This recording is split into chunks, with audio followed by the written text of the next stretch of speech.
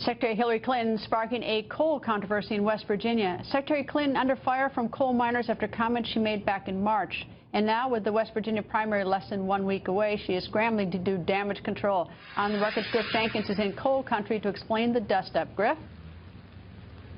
Coal country indeed, Greta. Here, it's a way of life. 5 years ago, there were more than 300 operating mines in West Virginia. Today, less than 70. Under this administration, 10,000 jobs lost. So when Secretary Clinton made the comment that she would be, quote, putting coal miners and coal operators out of a job, you can imagine it didn't sit well, and she did little on Monday when she visited to reassure them that she had their best interest at heart. So we spoke to Bill Rainey, the president of the West Virginia Coal Association. Take a look.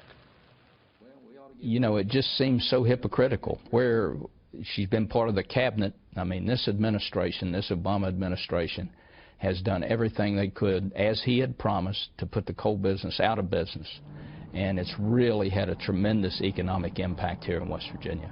And, you know, where were they for the last 7 years to step up and say, no, wait a minute, let's take a more reasonable approach to this thing. And the situation in West Virginia is grim. The coal industry is facing an historic rout, some of the biggest companies going bankrupt.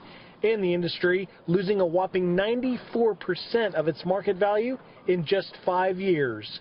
Tough times for the industry and its miners. Do you believe then, if Hillary Clinton is to become the nominee and wins presidency, that this will continue? She said, and she did not make it a secret, that she is going to continue with the policies of the past 7.5 years and expand upon them. There's no other way to perceive that. Pure and simple, we are doomed. I feel like she was basically just stabbing us in the back. I mean, how can you say that you're going to put us all out of work, the coal companies, bankrupt the coal companies, and come here and lie to our face the way she did? I have nothing for her, and as a matter of fact, I agree with our mayor. She can just stay out, and both Clintons can stay out of our state. Those miners tell me what they worry most about is whether they'll lose their job on that day. From coal country, that's what all I got. Greta? Griff, thank you. And the coal controversy providing some fossil fuel for the already raging out-of-control political flames. Donald Trump slamming Secretary Clinton for her comments. We're not going to be Hillary Clinton. And I watched her 3 or 4 weeks ago when she was talking about the miners as if they were just numbers. And she was talking about she wants the mines closed and she will never let them work again. Let me tell you, the miners in West Virginia and Pennsylvania, which was so great to me last week, and Ohio, and all over, they're going to start to work again. But it's not just Republicans, even Democrats are lashing out. Member of the West Virginia House of Delegates, Democrat Rupert Phillips goes on the record. Good evening, sir. Good evening, Greta. How you doing? Good. So apparently the coal miners are angry at Secretary Clinton. Is that right? Greta, the Clintons have no idea how mad southern West Virginia people and the coal miners are. It's extremely hurt down here big time.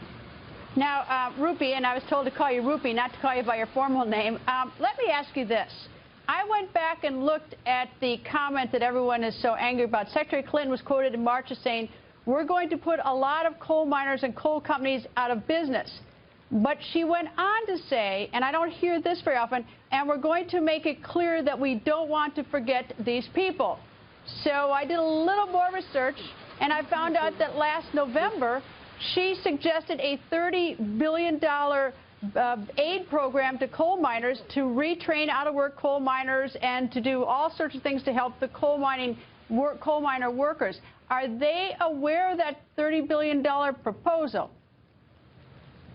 Well, Greta, first of all, back on her comments on putting coal companies and coal miners out of jobs, you know, Obama campaigned on if you want to lose money, invest in coal, he's going to bankrupt the coal industry. Then he went on to say if you can't legislate us out of business, he'll regulate us out of business.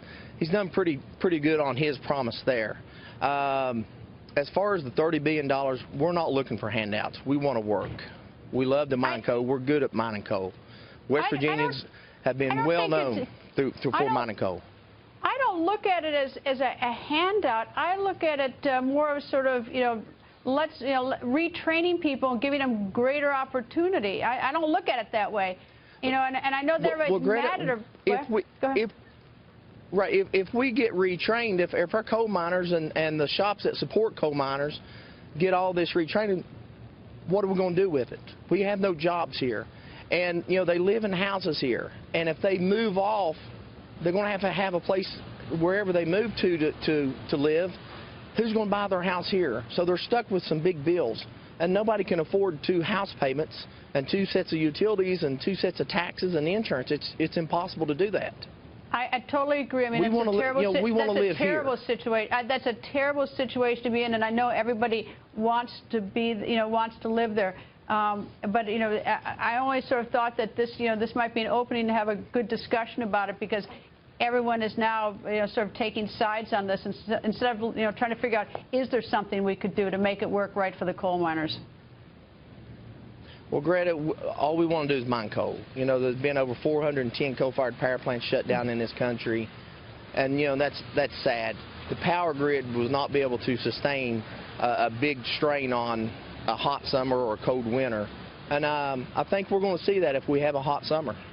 And I should add that the community you're in has had generations and generations and generations of coal miners, and we're deeply indebted to all the sacrifices they have made.